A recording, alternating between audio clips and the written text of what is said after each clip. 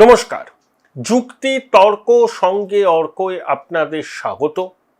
আপনাদের সঙ্গে আমি অর্কপ্রভ সরকার। দেখুন, আমাদের পশ্চিমবঙ্গ বিধানসভায় যাকে মাননীয় অধ্যক্ষ বিরোধী দলনেতার মর্যাদা দিয়েছেন, তিনি একটি বহুরূপী, আমি তার নাম দিয়েছি বহুরূপী বন্দ্যোপাধ্যায়।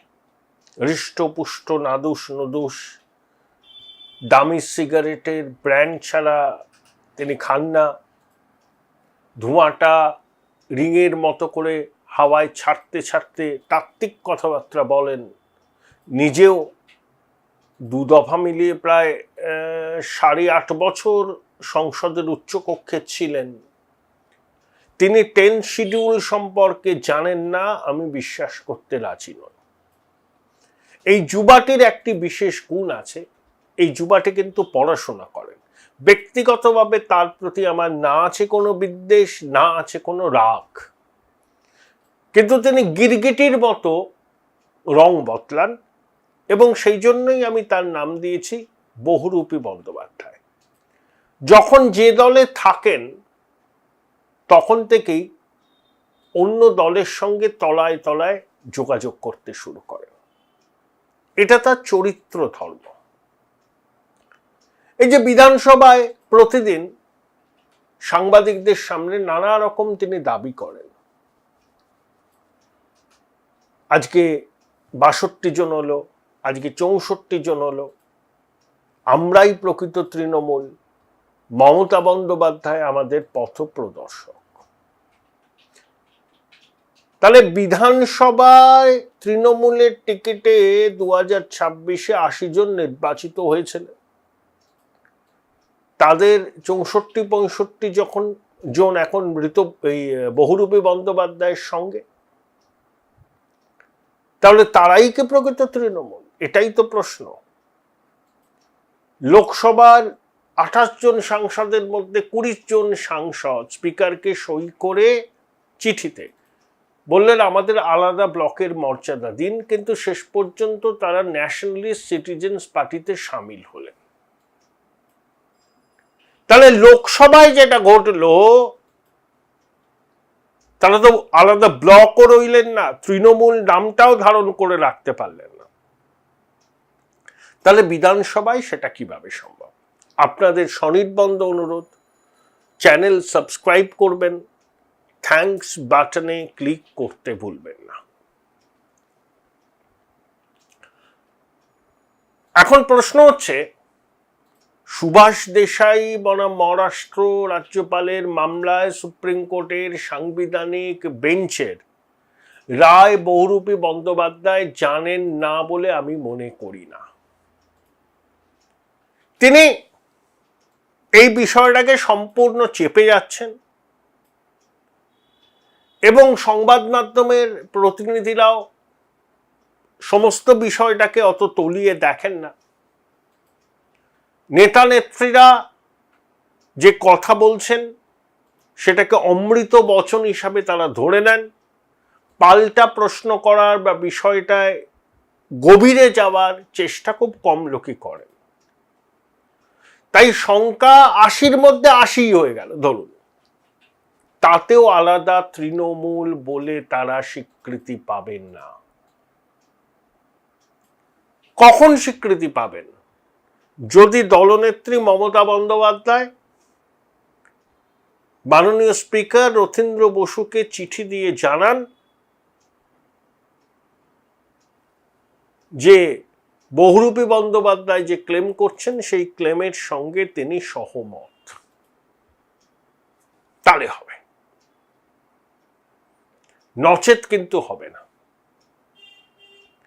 অভিষেক বন্দ্যোপাধ্যায় যে চিঠিটা লোকসভা স্পিকার মাননীয় ওম বিড়লাকে দিয়েছিলেন, তাতে কিন্তু ওই কথাটাই বলেছেন যে দল অখণ্ড, সংসদীয় দল কখনো বলতে পারে না যে তারা আলাদা। অভিষেক যে চিঠিটা দিয়েছেন, আমি তার বাংলা তর্জমাটা আপনাদের একটু পড়ে শোনাই, তারই আপনারা বুঝতে পারবেন যে ঠিক কি বলেছিলেন, এবং সেই চিঠিকে মাথায় রেখেই কিন্তু এই ন্যাশনাল সিটিজেন্স পার্টি যাতে যোগ দিলেন তৃণমূলের 20 জন সাংসদ। সুপ্রিম কোর্টের ল্যান্ডমার্ক রায় 2023 সালে সুভাষ দেশাই বলা মহারাষ্ট্রের রাজ্যপাল, সেখানে কি বলা হয়েছে যে রাজনৈতিক দলই হচ্ছে মূল চালিকা শক্তি বা মূল ক্ষমতার উৎস। বিধানসভার পরিষদীয় দল বা সংসদের সংসদীয় দল নয়। দলই চিফ হুইপ নির্বাচিত করে, বিধানসভায় দলের নেতা, লোকসভায় দলের নেতা নির্বাচন করে। ফলে দলকে একদম অন্ধকারে রেখে কয়েকজন নেতা নিজের মতো দলনেতা বা হুইপ বেছে নিতে পারেন না। তাহলে লোকসভাতে যেটা হলো, আলাদা ব্লক হলেন না, মিশতে হলো, অস্বীকৃত কিন্তু রেজিস্টার্ড ন্যাশনাল সিটিজেন্স পার্টির সঙ্গে। তাহলে বিধানসভায় তার অন্যতা হবে কেন? পরিষ্কার, বিধানসভায় তো তার অন্যথা হতে পারে না। তাহলে বহুরূপী বন্দ্যোপাধ্যায় নিজেকে বিরোধী দলনেতা দাবি করছেন, উপদলনেতা আছেন, হুইপ আছেন, মাননীয় অধ্যক্ষ স্বীকৃতি দিয়েছেন, কিন্তু লোকসভায় ওম বিড়লা কিন্তু এই স্বীকৃতিটা দেননি 20 জন তৃণমূলের বিদ্রোহী সাংসদকে, তাদেরকে মার্চ করতে হয়েছে। তাহলে লোকসভায় যেটা হবে তা বিধানসভায় সেটা হবে না কেন? দু জায়গায় দুরকম নিয়ম হতে পারে না তো। একটা সংসদ, একটা বিধানসভা, দুটোই ভারতবর্ষের সংবিধান মেনে চলে। অধ্যক্ষই সংসদে এবং বিধানসভায় শেষ কথা বলার অধিকারী।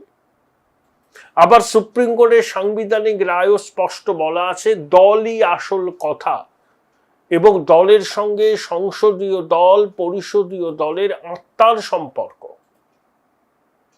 সংসদীয় দল, পরিষদীয় দল হঠাৎ করে এভাবে আলাদা হতে পারে না। ঋতব্রত বাবু নিশ্চয়ই জানেন এটা। সুভাষ দেশাই বলা মহারাষ্ট্র রাজ্যপাল মামলায় 2023 সালে সাংবিধানিক বেঞ্চের রায়। সুপ্রিম কোর্ট বিভিন্ন সময় বিভিন্ন পর্যবেক্ষণ করেছে, কোথাও তারা এই দলত্যাগ বা এই আরাম গয়রামের বিষয়টাকে কিন্তু Join Runux Institute of Hotel Management, New Town, offering guaranteed global placement in hotel, hospitality, aviation, hospital and culinary management. কি বলবো আর কি, ভৎসনা করেছে। একটা দলের টিকিটে নির্বাচিত হলাম, হয়ে গিয়ে পাল্টি খেলাম, তাদের যারা ভোট দিয়েছে তাদের সঙ্গে বিশ্বাসঘাতকতা। যদি না পোষায় দলের সঙ্গে সম্পূর্ণ সংস্রব ত্যাগ করো। তুমি যদি বিধানসভা বা সংসদের সদস্য হও, সেখান থেকে ইস্তফা দাও, যেটা সুকেন্দ্র শেখর বাবু করেছেন, কেউ কিছু বলতে পারবে না। কিন্তু মমতা বন্দ্যোপাধ্যায় আমাদের পথপ্রদর্শিকা, আমরাই প্রকৃত তৃণমূল, এটা কিন্তু আইনগতভাবে এটা তো চ্যালেঞ্জ হবেই, এবং যিনি বা যারা চ্যালেঞ্জ করবেন তারা কিন্তু লোকসভার উদাহরণটাকে সামনে রাখবেন। এক যাত্রার পৃথক ফল হতে পারে না। তাই প্রতিদিন নানাবিধ দাবি, দিনে দিনে বিধায়ক সংখ্যা বাড়ছে, তাতে কিছু এসে যাবে না যতক্ষণ না দলনেত্রী মমতা বন্দ্যোপাধ্যায় এই বহুরূপীর গোষ্ঠীকে স্বীকৃতি দিচ্ছেন, ততক্ষণ তারা প্রকৃত তৃণমূল হতে পারেন না।